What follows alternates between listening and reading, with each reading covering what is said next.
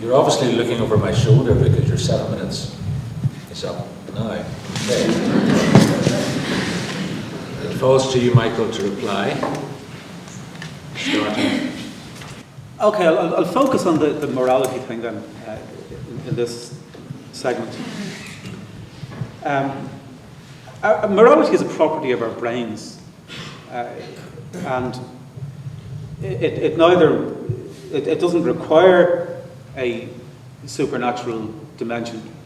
And even if you believed that there was a supernatural dimension, that's unrelated to whether there is a God or whether a particular God is dictating what is right and wrong.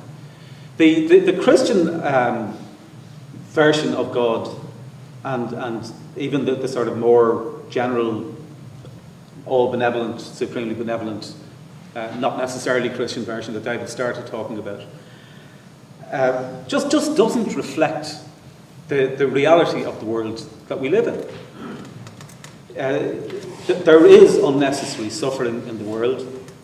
There is what most religious people would refer to as evil in the world.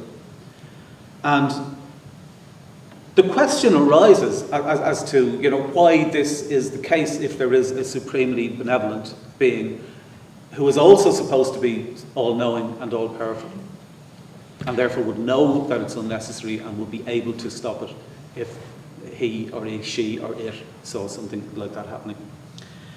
And the Christian response to this, and the theistic response generally, is one or other of two things. It's either to say, there's the cop-out one of, well, it's a mystery, and how are we to understand the mind of God, and he must have a reason that we don't understand.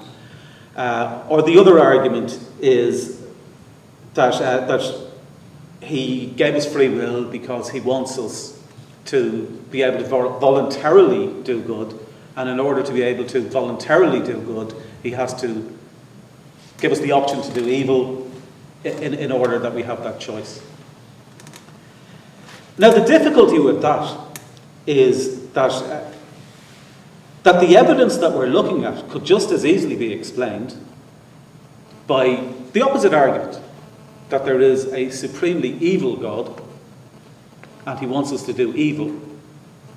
And why does he want us to do evil? Well, how do we know? How can we understand the mind of the creator of the universe? It's just a mystery.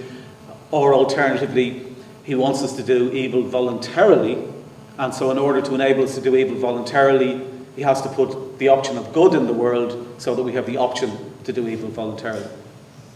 Now, both of those hypotheses are equally consistent with the facts of the world that we live in.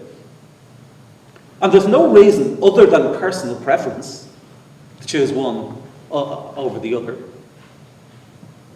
The other possible variations, if you look at polytheistic religions where they would have gods that are evil and gods that are good and they're fighting with each other, is another way around it.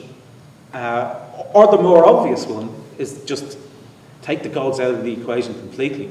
Just recognise that this is far more consistent with a gradually evolving morality, where one of the factors that enables individuals and species to thrive and to multiply is the ability to cooperate, which is tempered by the ability to compete, and that there is a constant to and fro evolutionarily between those two poles on our nature. And that's far more consistent with the evidence of the world that we see.